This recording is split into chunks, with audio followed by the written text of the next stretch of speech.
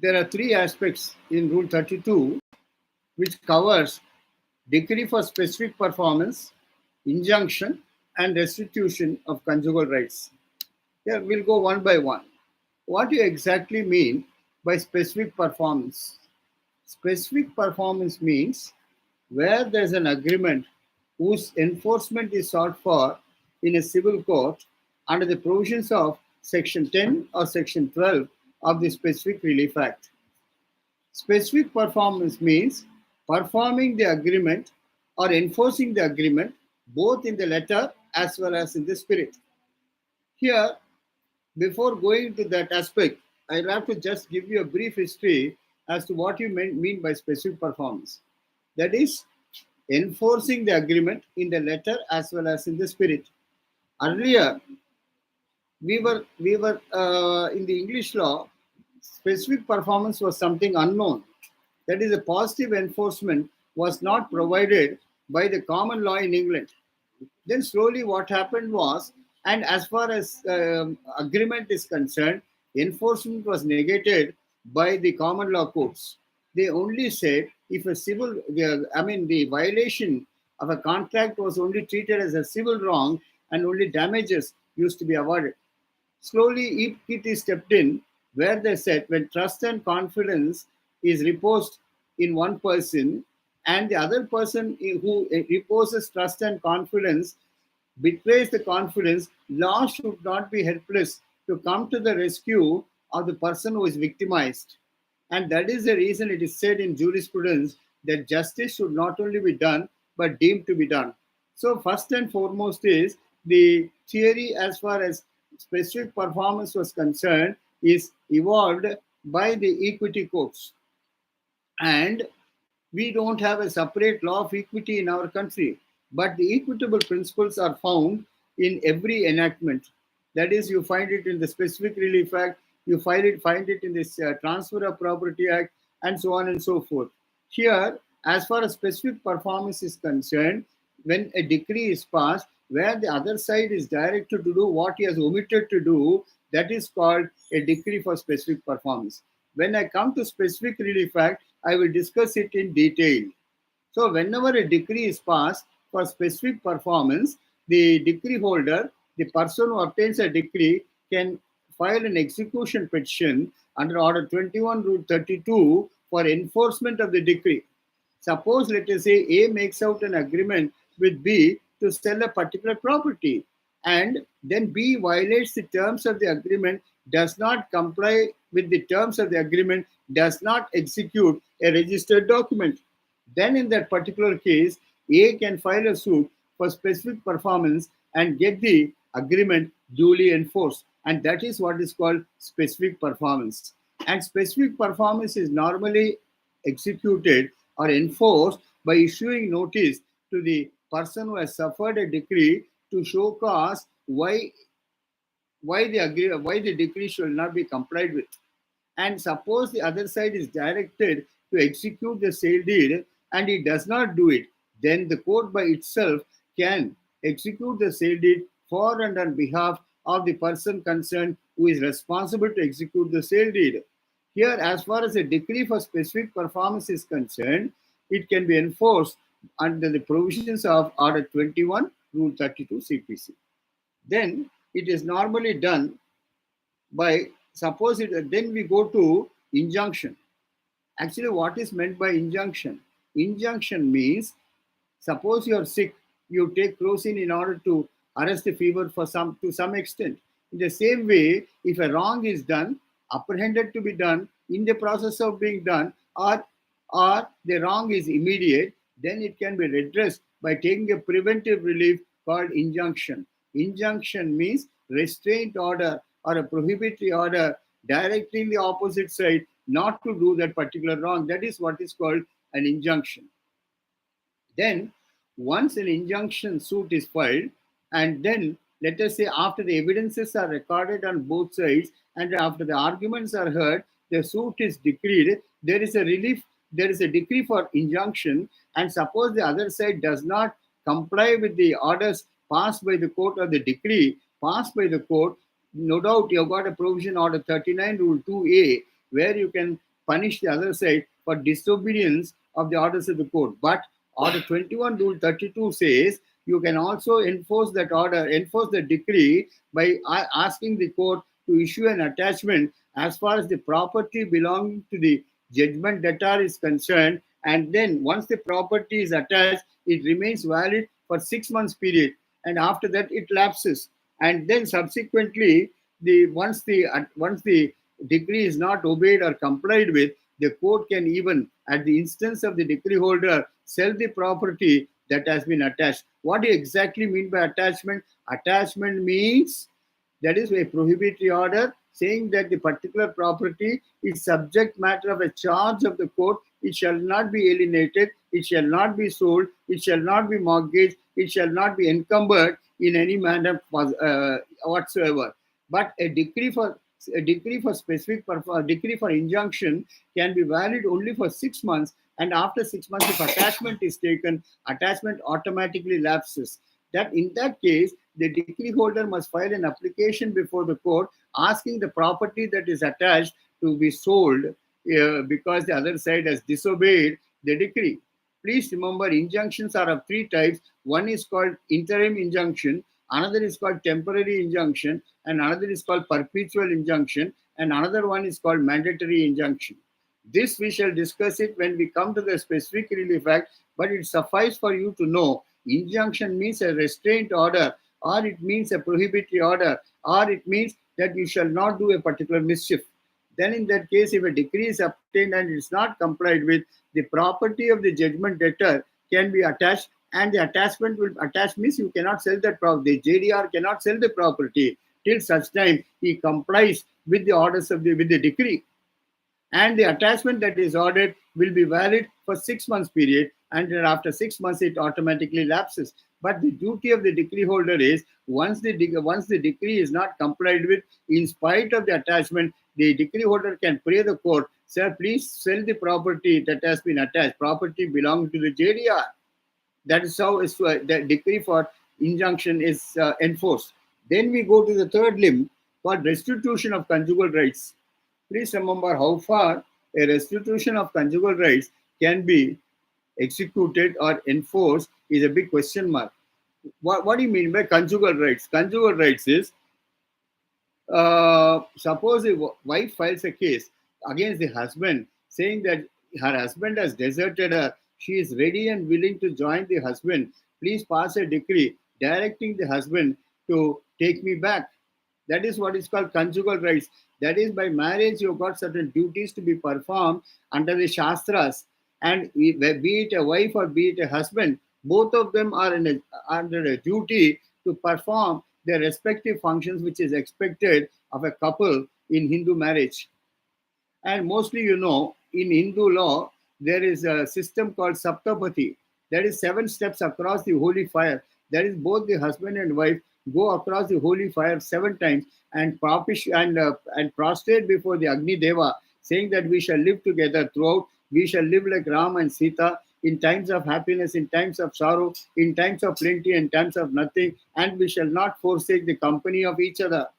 Are we finding it today that this particular solemn practice, which is taken before the holy fire, the 7 steps which you take, is it followed today?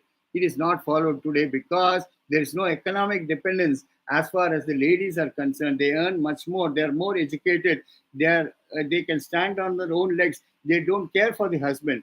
And in those circumstances, if a suit is filed for restitution of conjugal rights under Section 9 of the Hindu Marriage Act, and this also, that is to compel the other side to come and stay with you and resume the conjugal company.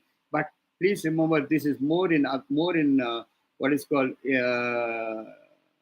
more in violation rather than being followed. The famous case on that is the case of Sarita versus Venkata Subbaiah.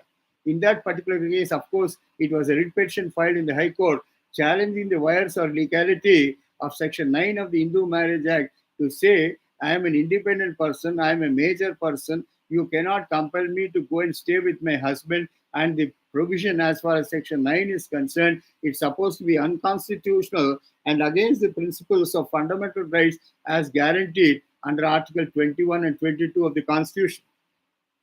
Here, the matter came up before a High Court judge called Justice P.A. Chowdhury, who held Section 9 to be unconstitutional and struck it down. And the matter was carried to the Supreme Court, and the Supreme Court categorically stated that the judgment of the lower court, judgment of the High Court is illegal, and Section 9 was restored. But here, if you obtain a decree for restitution of conjugal rights, it can be enforced. It can be enforced. Oh, please stop. Please. Babu, please stop, please.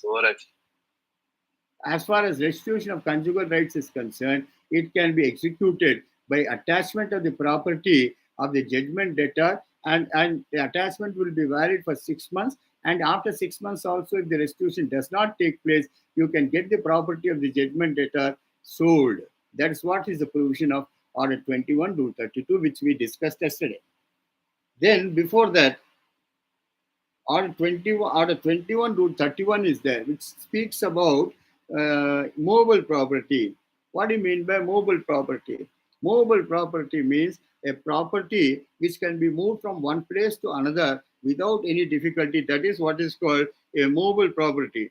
And here, how a decree for movable property is enforced is, that is the property, that is movable property is seized from the custody of the judgment debtor and attached and brought to the court or kept in safe custody as a charge for the amounts which are due and payable to the decree holder, and the particular attachment or the prohibitory order remains in force for a period of 3 months, and after that it lapses. And let us say even after bringing it to sale, you do not pay the money, then the property that is attached, that the movable property that is attached, can be sold in execution. That is what Rule 31 says. Then, as far as Rule 33 is concerned, as far as decree for restitution of conjugal rights is concerned, court may grant or may not grant. Absolutely, there is no strict, hard and fast rule that a decree for restitution of conjugal rights should be always enforced. Court can refuse execution also in certain circumstances, where the wife comes to the court and says, "Sir, it's harmful or dangerous for me to live with my husband. I cannot go and stay with my husband." In those cases, court refuses to enforce a decree for restitution of conjugal rights. But please remember, execution of decrees for restitution of conjugal rights is only a myth. It's only on paper. It is not an observance. But only one thing is it absolves the husband from paying maintenance, because he says, "I'm prepared to look after my wife. I'm prepared to maintain my wife. I've also obtained a decree for restitution of conjugal rights. The fault is on the other side. I'm not to be blamed. Please excuse me from paying maintenance." In some cases, the court has got the discretion of disallowing maintenance also when a decree for restitution of conjugal rights is passed.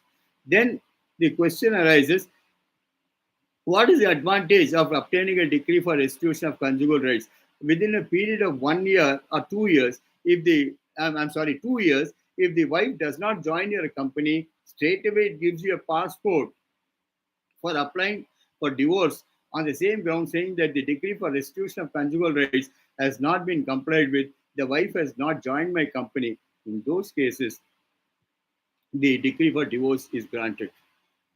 Then we go to Rule 35.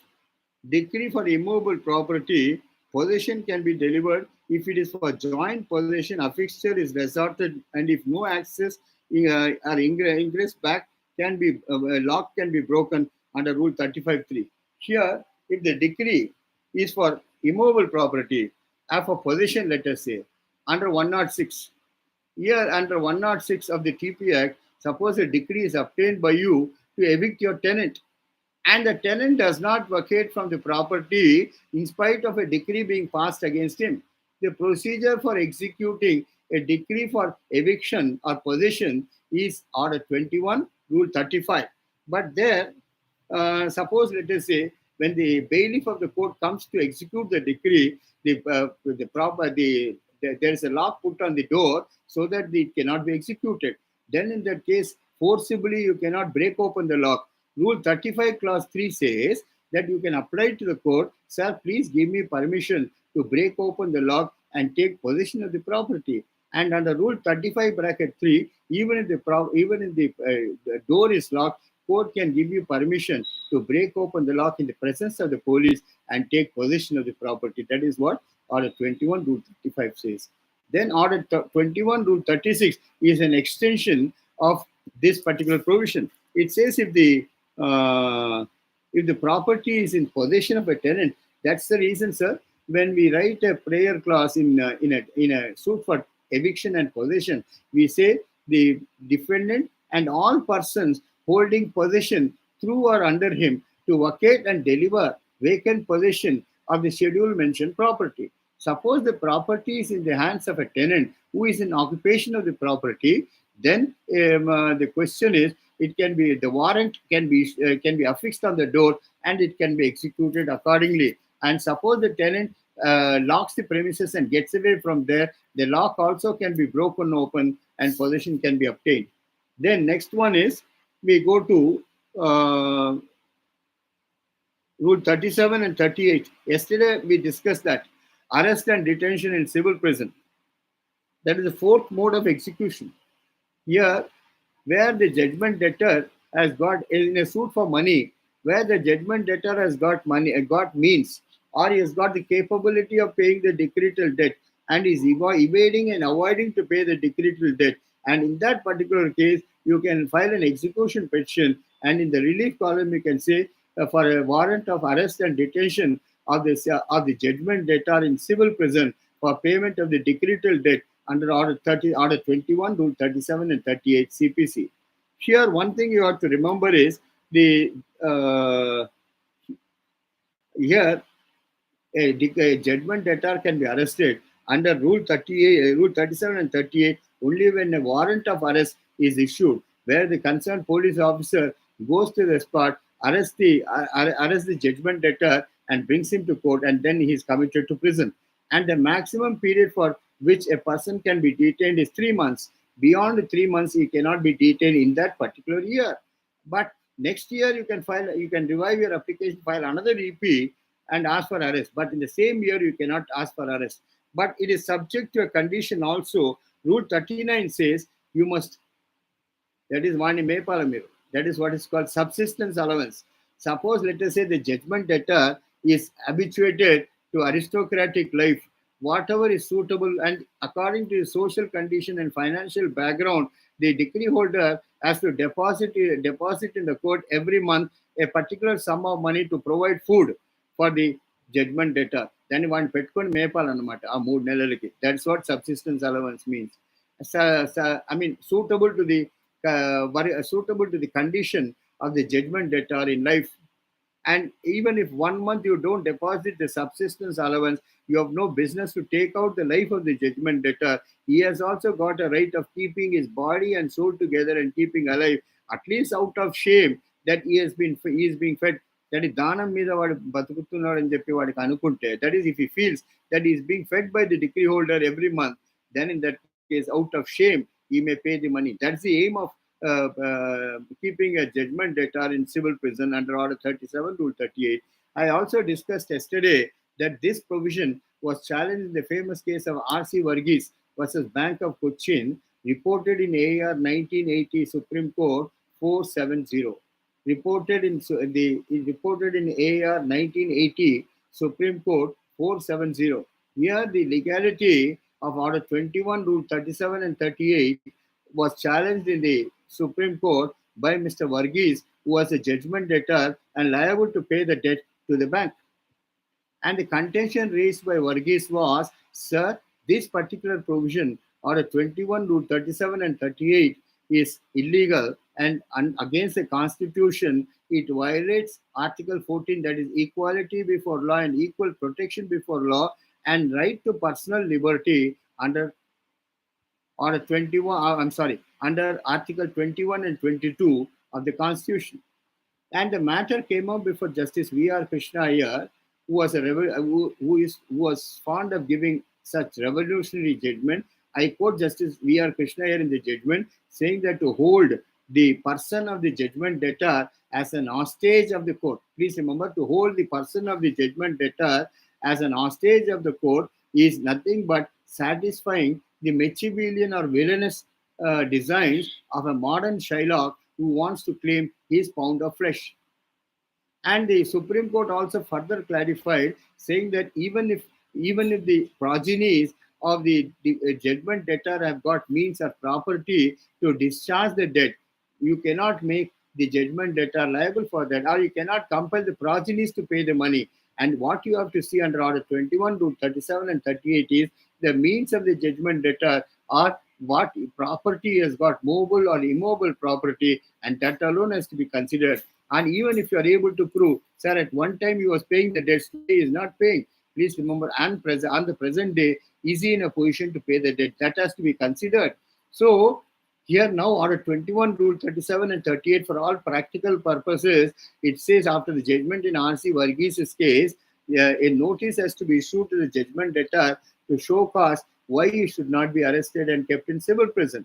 And the judgment debtor has to be given an opportunity of filing his counter and then opposing the application. And then he has to be examined by the court also, and the court has to be satisfied about his means and capability to pay the decretal debt. Only then he can be arrested and detained in civil prison, not otherwise. Then Rule 40 is when the judgment debtor, pursuant to the notice under 37 and 38, appears before the court, he has got a right of showing cause why he should not be arrested. He has got a right of explaining what are the assets held by him, what are the liabilities he owes to the third parties, or what are the properties owned and possessed by him, why he is incapable of paying the debt to the decree holder. All these circumstances he can narrate in the counter, and then he has got a right of being examined in the court and give his evidence, and the court tests his capability or capacity to pay the decretal debt, and court also has to be satisfied that the person is deliberately evading and avoiding paying the debt. Only in those circumstances a person can be arrested and detained in civil prison. Why I'm trying to tell you this is, earlier in the old code, straight away you can arrest, but now it has been made stringent. That is, unless opportunity is given to the judgment debtor to show cause why he should not be arrested, and also explain as to the properties owned and possessed by him, he cannot be arrested as a matter of course.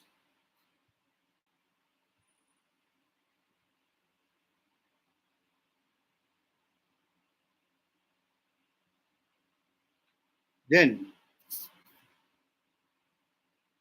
here, Order 42, Rule 42 speaks about, and even here, suppose an arrest warrant, show cause notice is issued, and suppose the decree holder is able to show that the JDR has got some property, even before arrest is ordered, the court under Rule 41 can attach that property and hold it in abeyance till such time the JDR appears before the court and shows cause why he should not be arrested. That is what Rule 41 speaks about. Then 42 speaks about attachment in case of mean profits and arrears of rent even before ascertainment. Arrears of rent, what do you mean by arrears of rent? Here, the relationship of landlord and tenant is admitted between the parties. There is a jural relationship of landlord and tenant between the parties. And the decree and the plaintiff says the rent for the property is 10,000 rupees. And the tenant says, sir, it's not 10,000, sir, it's 8,000. Then the quantum is in dispute. The court has to decide whether it's 10,000 or 8,000. Then in that case, on the application made by the decree holder, on oral examination of the decree holder, the court can do one thing is, even before ascertainment of the actual rent, the court can direct the opposite side to deposit the admitted rents into the court. Then if it's a case of mean profits, MESNE, what do you mean by mean profits? Mean profits is defined in the Transfer of Property Act as, before going to that, I'll tell you the concept, how this word had come. Here, the tenant is a lawful tenant till such time his tenancy has been terminated.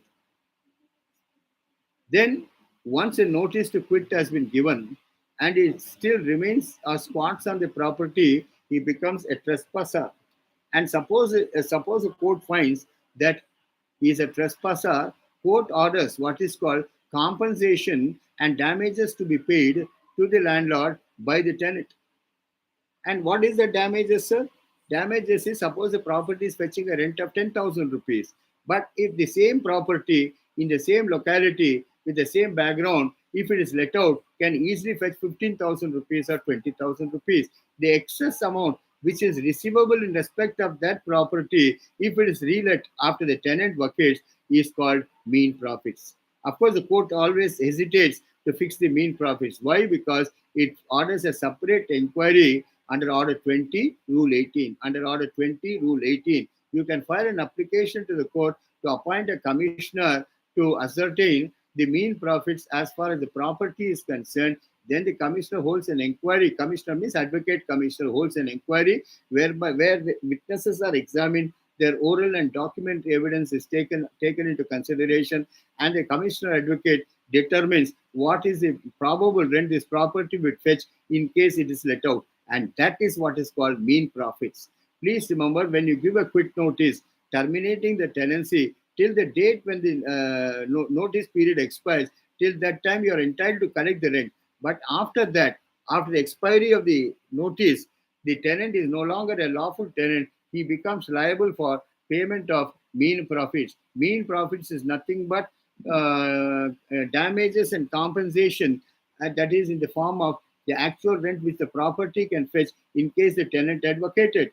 And here, a separate application has to be filed under Order 20, Rule 18. It is taken almost like an original suit, and the regular inquiry goes on. The commissioner files the report before the court, and the court determines the mean profits, and whatever is in excess of the admitted rent, it directs the decree holder to pay the court fees in respect of that, and only then the execution petition can be proceeded against. That is what is called mean profits. That is as far as mean profits are concerned.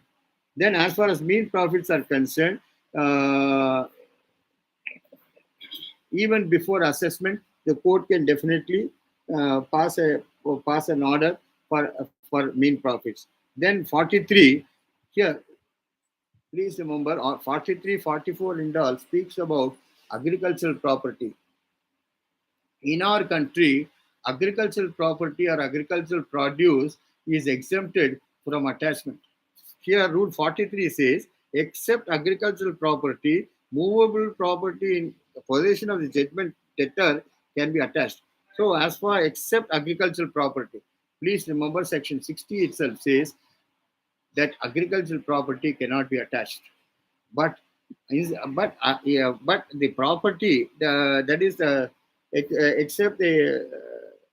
is except agricultural property, other properties can be attached. That means movable as well as immovable, owned and possessed by the judgment debtor can be attached and can be proceeded against and even sold in execution of the decree. But as far as agricultural property is concerned, owned and possessed by the judgment debtor, it cannot be attached at all. And that is what is the provision of Order 21, Rule 43.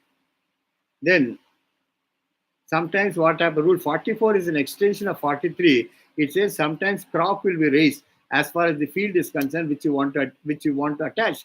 Then, in that particular case, for 20 days period till the crop is raised, you cannot attach the property. Why? Because the seeds have been sown and the crop is ready for harvest. Then, in that particular case, no doubt the court can pass an attachment, but it cannot attach the crops till such time the crop actually comes. And how the crop is attached, they go to the threshold where the crop is,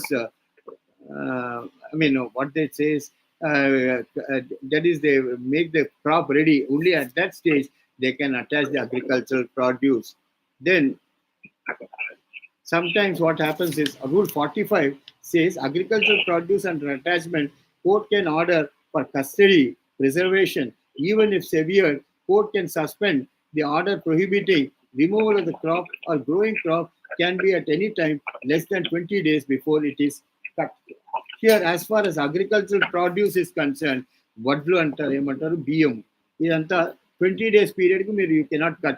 But even if it's cut, the court can order that agricultural produce to to be kept in safe custody for the and preservation. And even if it's severe, court can order the crop to be cut and then kept in custody so that the decree holder can proceed against it and recover his dues. Of course, these are all academic rules, please, that does not come to real application. Then we pass on to a very, very, very, very important mode of execution called garnishee proceedings. That is Rule 46. Please remember the word garnishee is not an English word. Garnishee is a word which comes from Urdu. What do you exactly mean by garnishee is debtor of a debtor is what is called a garnishee. For example, suppose you have got a fixed deposit before in a bank in your name, that is, you are the judgment debtor. Who is the person who is holding those assets? It is the bank which is holding your assets. Whom to actually the bank has to pay the fixed deposit to whom, sir, on maturity? It has to pay the actual amount outstanding on the fixed deposit with interest to the person who is the holder of the fixed deposit. Here, or suppose you are having a share in a company, then the value of that share, which is held by a company which belongs to you, then whatever amount you are subscribed to the share capital and other movable property here are debt secured by negotiable instrument. What do you mean by debt secured by negotiable instrument? A check also, I think, if you have read Section 4 of the Negotiable Instruments Act, a promissory note, a bill of exchange, and a check are all called negotiable instruments. What do you mean by a check, sir? A check is where there are three parties to a check. One is the drawer, another is the drawee, and another is the payee. Drawer is the person who holds the account with the bank, with the particular institution. Drawee is the person in whose favor the check is given, and the payee is the person who is liable to pay the debt as and when the instrument is presented for encashment. As far as the check is concerned, or as far as the fixed deposit is concerned, it can be attached to direct the bank not to pay that money to the judgment debtor till the debt, as far as the money is concerned, is satisfied. But the procedure followed here is that a notice has to be issued to the garnishee to show cause why he shall not deposit the monies into the court.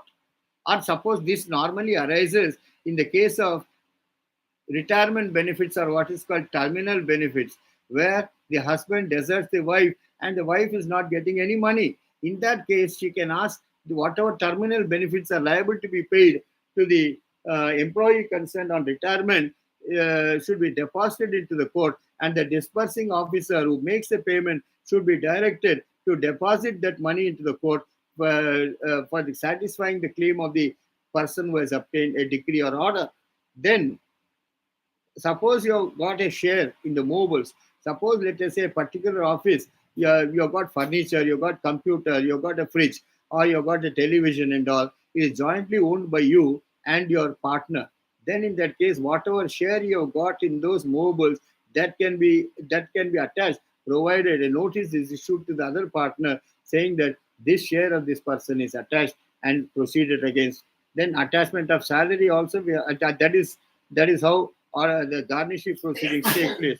But no garnishee order can be passed without issuing notice to the garnishee.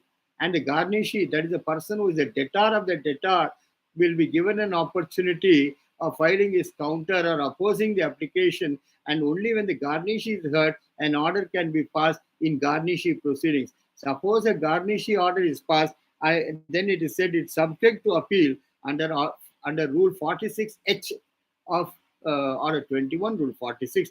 A regular appeal has to be filed where garnishee proceedings are allowed by the court after hearing.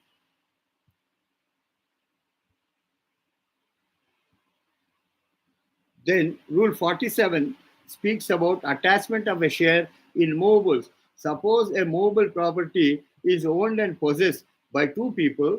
You are entitled for a particular share and the other person is entitled for a particular share. Your share in the movable property can be attached and proceeded against to satisfy a money decree. Then Rule 48, I've discussed it yesterday, that is attachment of salary. First 1,000 rupees is exempted. Above 1,000, 2/3 is exempted. And above 2/3, 1/3 alone can be attached. subject to section 60. That is what section 60 clause 1 speaks about. Then we go to attachment cannot be attached then unless the decree is passed against the JDR. Suppose partnership, the property is owned and possessed by a partnership firm, wherein the judgment debtor is also a party. Here it is said attachment of partnership property cannot be done unless the decree is passed against the JDR. That means what are the essential ingredients is suppose a property is owned and possessed by the firm, possessed by a partnership firm, and the JDR is also one of the partners and he has got a definite share in the assets and liabilities. As far as the firm is concerned, his share can be attached only when he is shown as a partner in a partnership business.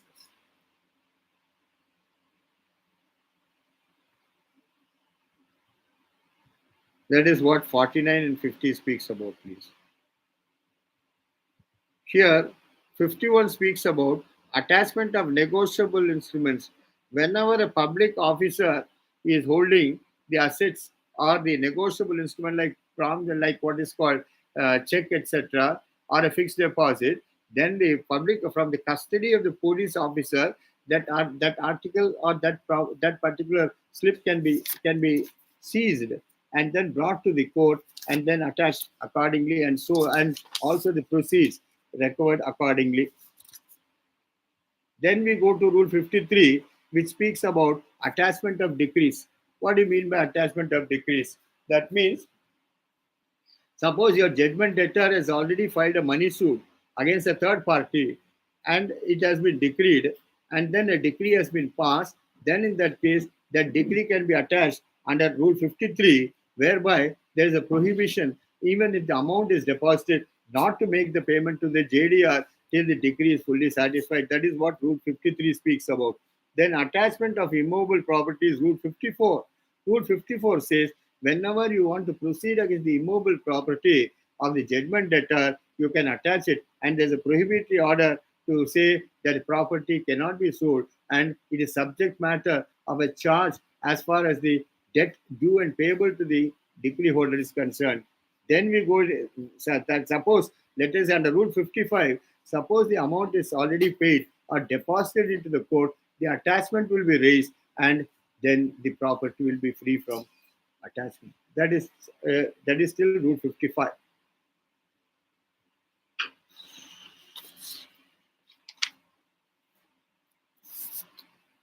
I don't want to go at a faster pace, please, because it will also cause confusion. We'll have the interaction period much earlier to our proposed time. You are free to ask the questions. Please tune down your one provision. I'll deal with it and then stop. Rule 57 and 58. I'm sorry, 58 and 59 speaks about what is called claim petitions. Here, suppose an attachment is ordered by the court as far as movable or immovable is concerned. Then in that particular case, and suppose, let us say the property that has been attached, be it movable property or immovable property, does not belong to the judgment debtor, or the judgment debtor does not have a saleable interest in respect of that property, and the property stands in the name of a third person. That third person, based on his documents and the ownership and possession of the property, be it movable or immovable, can move an application before the court in the form of a claim petition, which shall be in the form of a verified petition, whereby he can state what is his interest in the immovable property, and that shall be adjudicated by the court and his claim be adjudicated accordingly. This is what is called Order 21, Rule 58, which speaks about a claim petition filed against attachment. And Rule 59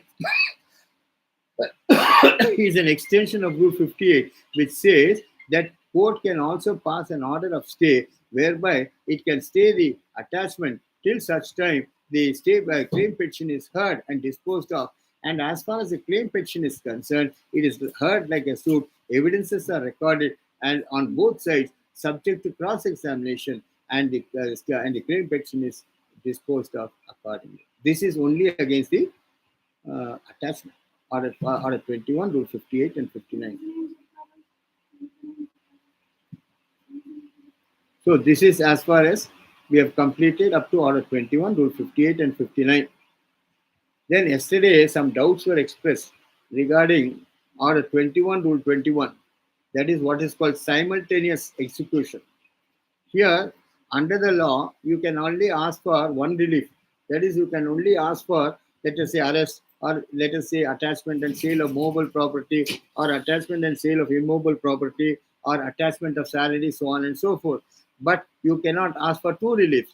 But Order 21, Rule 21 says if the decree holder at any stage can file an application before the court to permit him, or what is called an execution application as they call under Order 21, Rule 21, to enable him to proceed simultaneously for attachment of salary as well as for attachment and sale of mobile property owned and possessed by the judgment debtor. Then the procedure followed therein is that is no doubt the salary will be attached, but the mobile property which is owned and possessed by the JDR can be attacked, can be proceeded against and then sold in execution of a decree which is for money. But this can be resorted to only regarding money decrees. Please bear that in mind. So Order 21, Rule 21 gives the liberty to the decree holder on the application being filed, asking for to proceed not only for attachment of salary but also for attachment and sale of mobile or immobile property as the case may be. That is what is Order 21, Rule 21 CPC. Then again, I think some doubts were expressed regarding the contents of an execution petition. All execution petitions are filed under Order 21, Rule 10, which the contents of an execution petition is name of the court, then the execution petition number of whichever year it is, and in which suit it has been filed, who is the decree holder and who is the judgment debtor. Their names are mentioned. And the contents of an execution petition is first is number of the suit, number two is name, address, and description of the decree holder or decree holders, name, address, and description of the judgment debtor or judgment debtors, and fourth one is date of decree, and fifth one is whether any a previous execution petition has been filed, and if so, with what result. And next, whether any appeal has been filed against the decree, and if so, with what result. And then less amount, that is amount of decree, amount of court cost, then less amount which is paid, and then total amount due, interest charge, and whatever rate, and then you come to the total. And then after that, you come to what against whom you want to execute it. Then you say JDR number one or JDR number two, and what is the mode of relief you want to take from the court, whether it's attachment of salary, whether it's attachment and sale of mobile property, whether it's attachment and sale of immobile property, or whether it is arrest and detention in civil prison or appointment of receiver under the relevant provisions, you claim the relief. And if it is regarding immobile property on the reverse, you must mention the schedule clearly. And if it's regarding mobile property, you have to give the items of property, value of that property, and also give the total value, and then say attachment is sought to what extent? To the extent of your decretal amount with cost, and then verification is there, the decree holder signs, and you as a counsel also signs the execution petition. This is how an execution petition is filed. And along with the execution petition, you are supposed to file what is called a copy of the decree passed in the case. And without that, your EP will not be numbered. And then you will also have to file an affidavit saying that there is no stay against the decree of the court, and the decree has become final and conclusive. And then the court orders the execution petition accordingly after issuing notice. But please remember, the earlier procedure was if the decree is within 2 years period, no need of notice to the other side. But according to the High Court circulars, because of frauds being committed, notice is absolutely mandatory. Notice has to go to the other side. Why execution should not issue? Then the other side will be given an opportunity of opposing the execution petition, and then the orders are passed. That's how the execution petition takes place. And please remember, there is no appeal against an EP. Only what lies is you have got a right of filing a revision before the High Court under Article 227 of the Constitution of India. Then suppose, let us say, a comprehensive suit is pending in a superior court. You want the execution petition to be stayed. Then the provision is Order 21, Rule 26. Order 21, Rule 26. That is for stay of execution. This is what some doubts were expressed regarding that. That's the reason why I'm clarifying it. Then I think the summary suits also, I want to make it very, very clear. It's a very simple procedure. Summary suits were not earlier available in the provincial towns. It was previously applicable only to the presidency towns of Madras, Bombay, and Kolkata. But by the amending Act 46 of 1976 of CPC, this summary procedure was also implemented in provincial towns, and that is the reason why today provincial cities like Hyderabad, so whatever it is, have got the power of entertaining summary suits. What is the procedure in a summary suit? Suits based on negotiable instruments. What are negotiable instruments? Promissory note, bills of exchange, and checks. And so suits of non-contentious nature. That means where much of evidence is not required, then in these two cases, a suit of some, and chit fund people also file it because the chit agreement is already registered. You are the successful bidder. The amount has been paid to you, and then your due and payable amount to the chit fund company. Then in that case, the question is a summary suit can be filed. But only the precaution which you have to take in respect of a summary suit is notice is issued to the other side, and the other side, when he appears, then the advocate enters appearance and informs the advocate for the plaintiff that he has entered appearance. Please serve all the papers on me. Then the advocate concerned within 10 days from receiving that communication has to serve on the defendant or defendant's counsel the summons for judgment. And within 10 days from the date of receipt of summons for judgment, the judgment debtor has to file into the court a leave to defend. Please remember, a summary suit cannot be defended by the judgment debtor as a matter of, by the defendant as a matter of right. He has to apply for leave to defend within 10 days from receiving notice for summons for judgment. Then once he files it and even spells out his defense, the other side, the regular inquiry is held, and if the court finds that he has got a probable defense, then in that case it permits him to defend the case, but subject to 50% of the money being deposited or the cost being deposited or security being furnished for the suit amount. Then in that case leave is granted. Suppose leave is not granted, then it's subject to appeal being filed in the superior court. And suppose, let us say, leave is granted, then in that case, the plaintiff can apply to the superior court and to challenge that particular order. So this is as far as summary suits are concerned. Why I'm trying to tell you is precaution has to be taken is like a hawk, you have to be very, very careful. Go to the section and please remember no dates will be given in summary suit till such time the summons are served on the defendant. And you'll have to find out from the section whether notice has been served, whether post acknowledgement has arrived, and then from that day you've got a period of 10 days before which you have to file summons for judgment. The time schedule that is given in Order 37 has to be strictly complied with, and without that it cannot be a summary suit.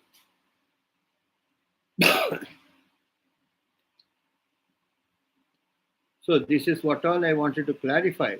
And interpleader suit also Order 35, which I discussed yesterday, to say that suppose, let us say, a third party has no interest in the subject matter, there are two rival claimants as far as the property is concerned, then in that case, with the permission of the court, he can deposit the rents or the profits into the court and say, whoever is entitled for it, please pay the money to them. Please, as far as my cost is concerned, let the other side provide security for my amount. That's what interpleader, very, very rare you find interpleader suits. Now the interaction time starts, please.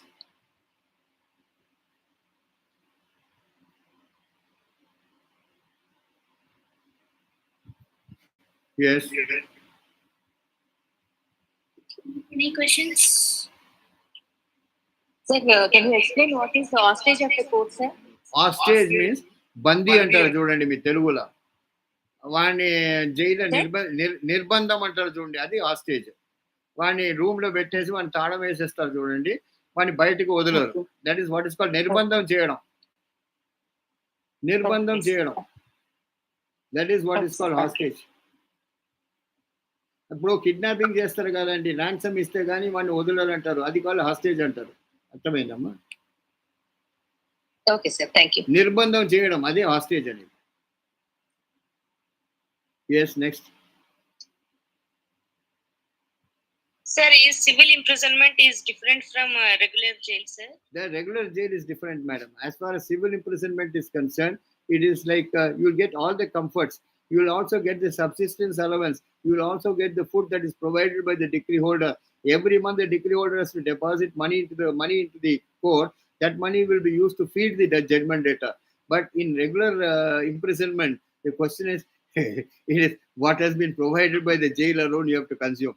I think most of you are aware of Kavita's case, where what food is given by the prison, that only you have to eat. Outside food is not allowed.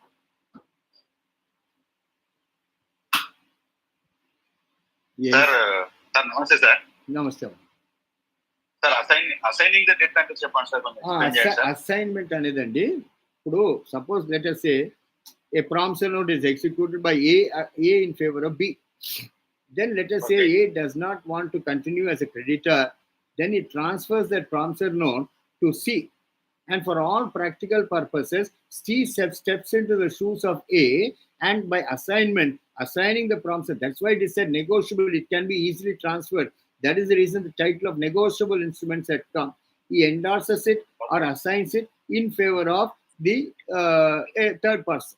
And the third person informs the debtor, the debt has been assigned to me, or the assigner also gives the notice to the person who is liable to pay the debt. I am not your creditor anymore. Whatever debt is payable to me, you please pay it to C. This is what is called assignment. And that amount which is receivable by A gets transferred to C by assignment, or what is called transfer of that promissory note or transfer of whatever it is called assignment. And assignment of a debt is, instead of the creditor getting the money, some third party gets it, where he gets it by transfer. I mean, making myself clear to you, please. That's why it is Yes, called sir. negotiable instruments. That is, it can be easily transferable. Sir, can the judgment debtor can propose for the assignment? No, notice has to be given to the judgment debtor saying that the assignment has taken place. In future, please pay the debt to C. He is your creditor for all practical purposes. Notice is Sir, my doubt absolutely. is, Notice Sir, is. namaste. చెప్పండి. sir, my doubt is, sir, my doubt is, suppose one judgment debtor having other debtors. Sir, నాకు రావాల్సిన డబ్బులు నేను వేరే వాళ్ళకు assign చేస్తాను sir. మీకు రావాల్సింది మీరు చేయొచ్చండి, because it's a negotiable instrument. It can be done regarding negotiable instrument. Okay. And even a decree in the court, please remember, if you are an advocate, you see a lot of people hovering around courts. They'll purchase litigation properties. Suppose a property can fetch 40 lakhs or 50 lakhs. They'll purchase it for 20 lakhs. The expenditure for the litigation will be spent by the persons who purchased the decree. And they file a petition before the court. Sir, the decree has been assigned to me. Please recognize the assignment. And for all practical purposes, substitute me in the place of the decree holder. And for all practical purposes, the assignee becomes the assignee decree holder. But one condition is notice is issued to the JDR saying that assignment has taken place. In future, please they pay the money to this assignee. Sir నమస్తే. నమస్తే. Sir చెప్పండి నమస్కారం. చెప్పండి sir. Sir ఇప్పుడు electronic evidence లో మన civil కేసులో electronic evidence ఎన్ని రోజులలో ఇవ్వాలనేది ఏదన్నా ఉందా సార్? ఏం లేదండి, 65B కింద you must file you must ask for electronic evidence, and also that electronic instrument which you are presenting before the court has to be duly certified, saying that it has been taken from a mechanical process or taken from a computer or taken from some other source. The source has to be clearly mentioned, and you have to certify it saying that it is true and correct. That's what the 65B says. Okay, thank you sir. I am Nagachandram. Welcome. సరే sir, thank you sir. Right. Ram Prasad. Hello, sir. చెప్పండి. Please ask the question, please. Yes. Sir, please give any example of bill of exchange, sir. Bill of exchange is not now prevalent, madam. Previously, Sindhi people used to resort to it, where there are three persons. One is called the drawer, another is called the drawee, and another is called the payee. A bill of exchange is normally drawn in favor of a particular person, let us say the drawee. Then the drawee presents that instrument in sets before the banker or before the financial institution, and the financial institution has got an arrangement with the creditor that whenever these bills are presented to make the payment, to the person who presents that instrument. And that is something like a promissory note, but where the person who draws the money from the payee is liable to pay the debt to the person concerned from whose funds amounts have been paid. But please remember, bills of exchange are no longer prevalent today, because now it's an era of what is called PDCs which are being taken, madam. I think you are aware of it. Whenever you want to purchase an article under hire purchase, suppose you want to purchase a television set, the television company takes 46 checks or 48 checks according to the terms of payment, the installments, EMIs, and then every month when the check is presented, it has to be honored on presentment. That is the condition that is imposed. Now bills of exchange have almost vanished. They are not on the they are not in operative today. Earlier, Sindhi bankers used to do it, madam. Now it is not prevalent. Are you able to understand, madam? Yes, sir. Yes, next. If Nagachandra. Hello. Sir, Yes. may I continue, sir? Please. If subsistence allowance is not given, Not what given, happens, sir? arrest will not. Yes. Renewed. If the subsistence allowance is not deposited, the arrest will be withdrawn immediately. The arrest order which has been issued will be withdrawn immediately. Okay, sir. Thank you. Yeah. Sir, namaste. Namaste. I am Nagachandram, sir. Yes, tell me, sir. Sir, I am Nagachandram, sir. Yes, sir. Please proceed. Sir ఇది ఇప్పుడు ఒకవేళ మనము signature Tally కోసము under section 45 కింద evidence act లో మనము appeal చేసుకోవచ్చు కదా sir? Suppose you ask for, let us say you say that's a forgery. You want it to be sent to an expert for examination. Suppose the court refuses your application. Then in that case, you have always got a right of either filing an appeal or revision in the High Court against the order that is refused, where the court has refused to send the document for examination. Suppose it is given for examination, then the other side also can question it by filing an application and opposing the application, sir. Suppose it's refused, you have got a right of going to the superior court. Okay, sir. Okay, but there is one provision, please bear it in mind, section 73 of the Evidence Act, which says instead of sending the document to the expert, the court itself can examine the documents and decide about the genuineness or otherwise. That is 73 of the Evidence Act. That is old act I'm saying, not the new act which is going to come into force from 1st July. I am a petitioner, sir. The dependent signature is wrong. On the petitioner, the signature is wrong. Right. The dependent file a stamp paper. Right. Sold out this land. Right. అని అటువంటిప్పుడు మనం signature Tally కొరకు expert కు పంపొచ్చు కదా? పంపొచ్చండి. Court will not refuse normally. Okay sir, thank you. Welcome sir.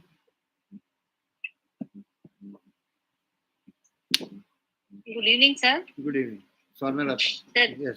Please complete the statement of in summary suits cannot defend.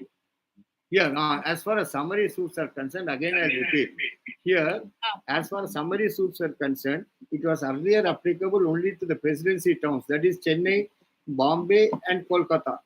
But by the amending Act 46 of 1976, CPC was amended, whereby summary suits also was made applicable to provincial towns also. That's how summary suits were enforced, are today enforced in civil courts. But one thing is, the procedure is, once you file a summary suit, notice is issued to the other side, and the other side appears consequent to the summons being issued, and the other side engages either an advocate or appears in person or through an agent, and then addresses a letter to the plaintiff's advocate. Sir, please forward all the papers to me. I am the advocate who was entered into the case. And then within 10 days, the defendant has to file an application for leave to defend. And then once he files a petition for leave to defend, the decree or the plaintiff is given an opportunity of opposing that application by filing a counter. And then after evidences are read on both sides and the court comes to the conclusion that's a triable case and a triable defense or a prima facie case, the court grants leave. But it's not a blanket leave that is granted. The court orders for security to be furnished or half the decree of the amount claimed in the suit to be deposited or security being given towards the cost. Suppose, let us say, the leave is not granted, you can always file an appeal before the High Court and then challenge it, saying that leave has not been granted, and the court has wrongly rejected the leave application. Suppose, let us say, leave is granted, then the plaintiff can also file an appeal against the granting of leave. That is what is the procedure as far as summary suits are concerned. Am I making myself clear to you, madam? Yes, sir. But it should be going on within 10 days itself, right? That is, it should be disposed of within 6 months. After 6 months, right? No, the Thank you, suit sir. has to be disposed of within 6 months. Right. Thank you. Welcome. Ram Prasad sir, ask your doubts. Sir, summary. Sir, I'm Vijay Lakshmi from Guntur, sir. Yes, tell me, madam. Sir, summary suit, money suit annar kada. Only money suits, madam. Summary suits cannot be filed regarding any matter except money. And that's why I said even a financial institution like a chit fund company or a bank also can file summary suits, provided it's of non-contentious nature and it is based on a negotiable instrument. Am I making myself clear to you, please? And as far as the chit fund company is concerned, the chit agreement which is registered, the amount that has been paid to you as a successful bidder, and the fact that you have taken part in the bidding process, and that you have furnished sureties also by taking the bid amount. All these things are non-contentious nature because normally it's supposed to be admitted. In this regard, I just I take your attention to section 118 of the Negotiable Instruments Act, which speaks about the presumption as to date, presumption as to the drawer, presumption as to the drawee, presumption as to the amount which is actually due, and presumption as to the person holding the instrument is a holder in due course. These are the 6 golden rules of presumption laid down in 118 of the NI Act. And suppose, let us say, chit fund company also or the bank also is bases its claim only based on negotiable instruments. So they are all of non-contentious nature. So a summary suit can be filed. It can be disposed of within 6 months. But one thing you must remember is, as an advocate appearing for the financial institution, you must always keep a guard whether the other side has received summons, if he has received, on what date he has received, and the time schedule within which you must serve the summons to judgment within 10 days. You will have to adhere to that rule. If you don't adhere to that rule, it becomes an ordinary suit and it will be tried only as an ordinary suit. Am I making myself clear too, please? Yes. Ram Prasad sir, ask your doubts.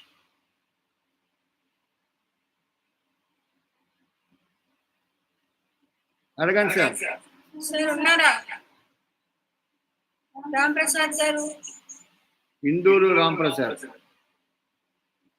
he raised his hands. Yes, any more doubts? Hello. Sir, Yes, madam. Jyoti Pundi. Good evening, sir. Good evening. Sir, at the time of filing in EP, can we file 2 applications? One is regarding arrest of JTR, another is regarding attachment of property. No, madam, if you are filing an EP, you must file a separate EA also. What is called like IA, you must file an execution application under Order 21, Rule 21. But in the EP, you cannot mention it. But if the court grants you permission, subsequently you can amend your execution petition and say also for the relief of so-and-so. Amended as per orders in EA number so-and-so, dated so-and-so. Am I making myself clear to please? So a separate application has to be filed for simultaneous Yes, execution. But you cannot ask in the same EP. Subsequently, you can amend it. Any more? Pardon? sir, simultaneous relief law, salary attachment and arrest would advocate, sir. Only property attachment. Yeah, anything you can ask, madam. Provided you can ask only for one relief. But second thing is, unless you ask for simultaneous execution to proceed for 2 reliefs, you cannot ask 2 reliefs in the same EP. That is fine. Welcome.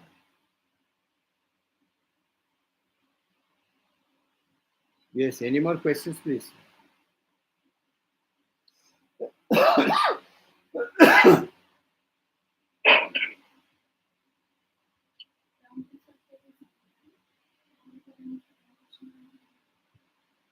Mr. Ram Prasad.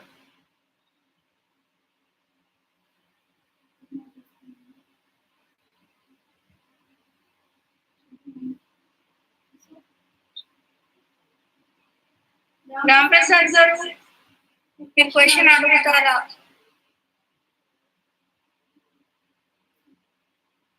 Okay. Thank you one and all. We are winding up for today. Thank you.